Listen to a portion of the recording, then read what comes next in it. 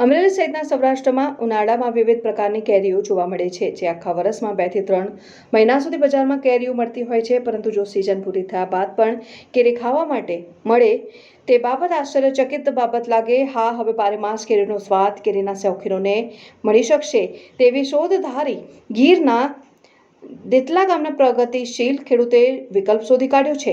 અમરેલી જિલ્લાના ધારી તાલુકાના દેતલા ગામના ઝાલા નર્સરીમાં આજે બારેમાસ કેરીઓ મળે તેવા આંબાના વૃક્ષમાં સંશોધન કરીને નવતર પ્રકારની કેરીઓ વિકસિત કરી છે ને આગામી દિવસોમાં કેરીના શોખીનોને બારેમાસ કેરી ખાવા મળશે. હકુભાઈ ઝાલાએ જણાવ્યું કે 50 વીઘાનો આંબાનો બગીચો છે. પોતે 10 સુધી અભ્યાસ કર્યો છે અને હાલ કેસર કેરીની કલમ અને કેરીનું વેચાણ કરે છે. આંબાના બગીચામાં પંચરત્ન કેરીની જાત વિકસાવી છે અને અત્યારે બજારમાં કેરીની ધીમે ધીમે આવક શરૂ થઈ ગઈ છે અને લોકો કેરી ખાવાની શરૂઆત કરી દીધી છે અને કેરીની સિઝન પૂરી થયા બાદનો વિકલ્પ હકુભાઈએ શોધી કાઢ્યો છે અને ઉપરાંત આ કેરી બારેમાસ લોકોને ખાવા મળે તે માટે પંચરત્ન કેરીની જાત તેમના ફાર્મમાં વિકસાવી છે અને અમરેલી જિલ્લાની વાત કરીએ તો જિલ્લામાં અનેક ખેડૂતો પોતાની કોટાસૂઝથી અલગ અલગ સંશોધન કરી રહ્યા છે અને કેરી બારેમાસ ખાવા મળે તે માટે દેતલા ગામના હકુભાઈ છેલ્લા 5 વર્ષથી મહેનત કરી રહ્યા છે. આ વર્ષે તેમની મહેનત રંગ લાવી છે અને હરેશભાઈના કેરીના ફાર્મમાં 10 જાતની અલગ અલગ કેરીની જાત જોવા મળે છે. પરંતુ હકુભાઈને પંચરત્ન કેરીમાં વધારે રસ છે, કારણ કે આ કેરી કેસર કેરી કરતાં પણ મીઠી છે તેવું તેમનું માનવું છે. આ કેરીની વિશેષતા એ છે કે પાકી ગયા પછી પણ આ કેરી 10 થી 15 દિવસ સુધી બગડતી નથી. આવનાર દિવસોમાં કેરી ઉનાળા ઉપર પાકે છે, ભૂતકાળ થઈ જશે અને હકુભાઈની મહેનત 5 વર્ષ બાદ રંગ લાવી છે.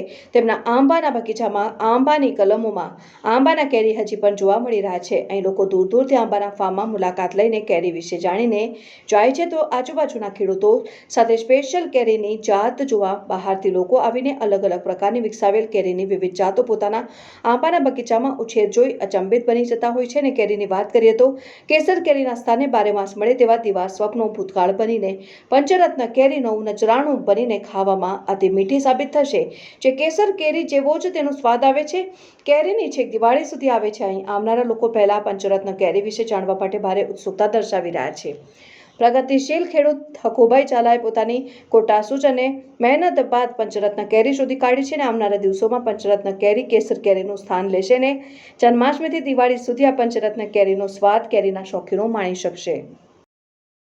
તમારું નામ શું અને તમે જે આ કેરી વિકસાવી છે? ખરેખર તો ચોમાસામાં કેરી પૂર્ણ થઈ જાય, પરંતુ તમારી આ કેરીની જાત કઈ છે, નામ શું છે, આગળ વાત કરો ને.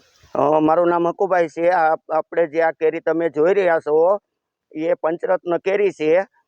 તે કેસર કેરી અને તમામ કેરી પૂર્ણ થયા બાદ આનો ફાલ શરૂ થાય છે. જન્માષ્ટમીએ પાકે છે, દિવાળીએ પાકે છે, એટલે બારમાસિક જેવો અવારનવાર આનો ફાલ ચાલુ રહે છે. અને આ કેરીની માર્કેટિંગમાં જાય તો આનો 350 થી 400 રૂપિયા ભાવ આવે છે અને દૂર દૂર સુધી જાય છે. રાજસ્થાન, મહારાષ્ટ્ર, ઇન્દોર સુધી આપણી કલમો જાય છે અને આપણી કેરી પણ દૂર દૂર સુધી જાય છે.